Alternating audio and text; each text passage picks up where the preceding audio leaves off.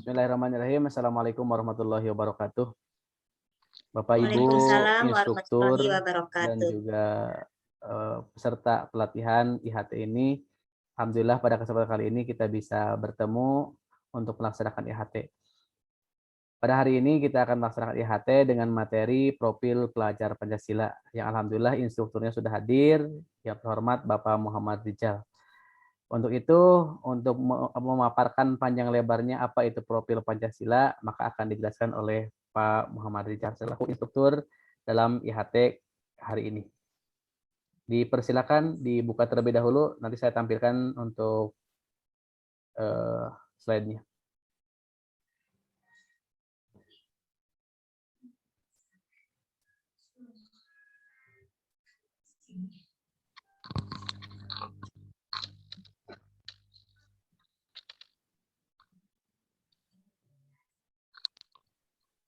Dipersilakan Pak, udah terlihat Pak? Sudah.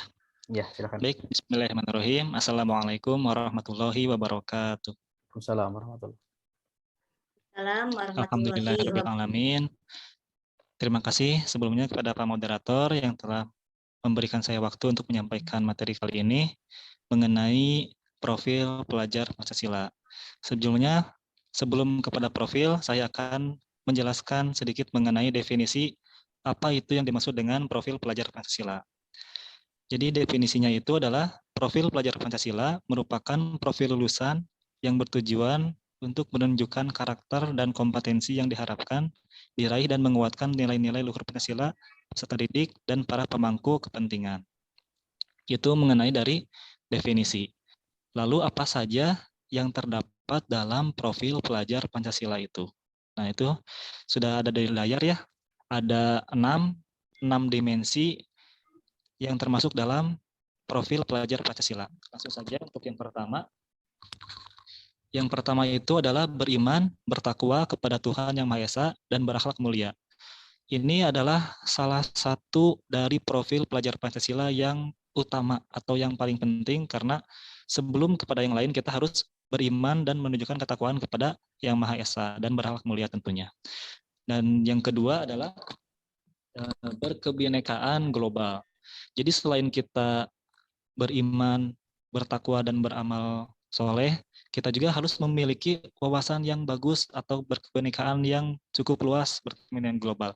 Jadi pelajar Indonesia itu harus memiliki identitas diri yang matang, mampu menunjukkan dirinya sebagai representasi budaya luhur bangsanya, sekaligus memiliki wawasan serta keterbukaan tentang eksistensi ragam budaya daerah, nasional, dan global. Jadi pelajar Indonesia memiliki sikap menghormati keberagaman dan toleransi terhadap suatu perbedaan. Itu yang kedua. Lanjut untuk yang ketiganya, ada bersikap mandiri. Nah, jadi pelajar Indonesia itu memiliki prakarsa atas pengembangan dirinya yang tercermin dalam kemampuan untuk bertanggung jawab, memiliki rencana strategis, melakukan tindakan, dan merefleksikan proses dan hasil pengalamannya. Jadi selain berwawasan juga harus mandiri dalam melakukan tindakan dan merefleksikannya terhadap suatu proses. Terus pelajar Indonesia juga perlu memiliki kesadaran akan diri dan situasi yang dihadapi serta memiliki regulasi diri. Itu yang ketiga. Yang keempat adalah bergotong royong. Nah, bergotong royong di sini pelajar Indonesia selalu berusaha melihat kekuatan-kekuatan yang dimiliki setiap orang di sekitarnya yang dapat memberikan manfaat bersama. Jadi mencegah terjadinya konflik dan tidak memaksakan kehendak pada orang lain karena sikap gotong royong ini. Jadi hal-hal yang harus dilakukan pelajar Indonesia untuk mewujudkan gotong royong adalah melakukan kolaborasi, bekerja sama, terus memiliki kepedulian yang tinggi, dan juga berbagi dengan sesama. Lanjut yang kelima ada bernalar kritis. Nah, untuk bernalar kritis, pelajar Indonesia perlu memperoleh dan memproses informasi serta gagasan dengan baik, lalu menganalisanya terlebih dahulu, setelah itu melakukan evaluasi, kemudian merefleksikannya dari pemikiran tersebut dan proses berpikirnya. Nah, jadi pelajar Indonesia juga harus bernalar kritis dan berpikir secara objektif, sistematik, dan saintifik dengan mempertimbangkan berbagai aspek berdasarkan data dan fakta yang mendukung. Jadi tidak langsung mempercayai suatu isu tanpa tanpa mengetahuinya terlebih dahulu data dan faktanya secara rinci.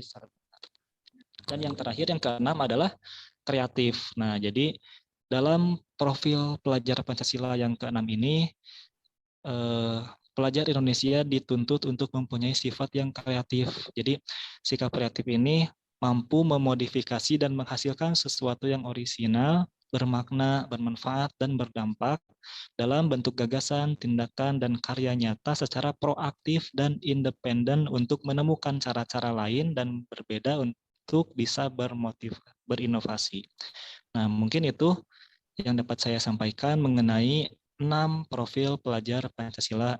Terima kasih atas segala perhatiannya. Untuk waktu saya kembalikan kepada moderator. Baik, terima kasih kepada instruktur yang telah menyampaikan mengenai profil Pancasila. Selanjutnya ada yang mau bertanya, dipersilakan. Ya, saya mau bertanya, Pak. Dipersilakan. Alhamdulillah, saya tadi cukup gamblang mendengarkan penjelasan dari Bapak Instruktur, tapi ada yang ingin saya tanyakan, yaitu profil pelajar Pancasila yang manakah yang cocok digunakan untuk mata pelajaran PAI? Itu Pak pertanyaannya. Iya, terima kasih Bu Siti atas pertanyaannya. Maka silakan Jadi langsung aja. pertanyaan, ya, saya moderator. Profil pelajar Pancasila yang manakah yang cocok digunakan dalam pembelajaran PAI, begitu ya Bu? Iya, iya. Nah, karena PAI ini identik dengan keagamaan, pendidikan agama Islam, jadi yang paling cocok dan yang sudah pasti masuk adalah profil yang pertama, yaitu beriman, bertakwa kepada Tuhan Yang Maha Esa, dan berakhlak mulia. Dalam pembelajaran PAI sudah tentu mengandung profil pelajar Pancasila yang pertama, yaitu beriman, bertakwa kepada Tuhan Yang Maha Esa, dan juga digambarkan dengan akhlak yang mulia. Nah, tapi selain beriman, pelajar dalam pembelajaran PAI juga ada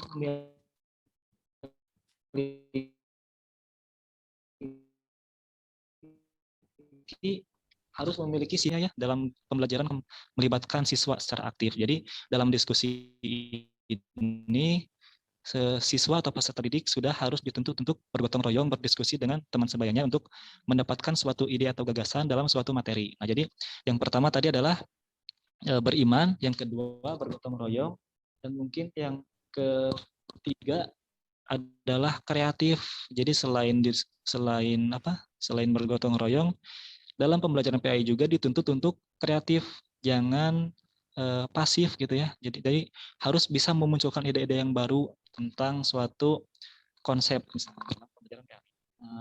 Mungkin itu yang menurut saya 3 dari 6 profil pelajar Pancasila yang dapat digunakan dalam pembelajaran PAI.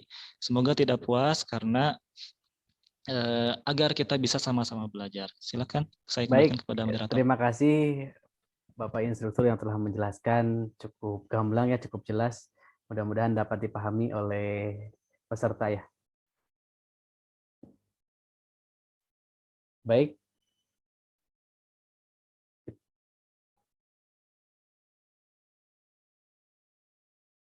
Masih bisa terdengar? Masih bisa terdengar?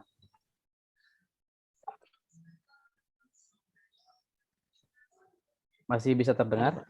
Ada. Oke.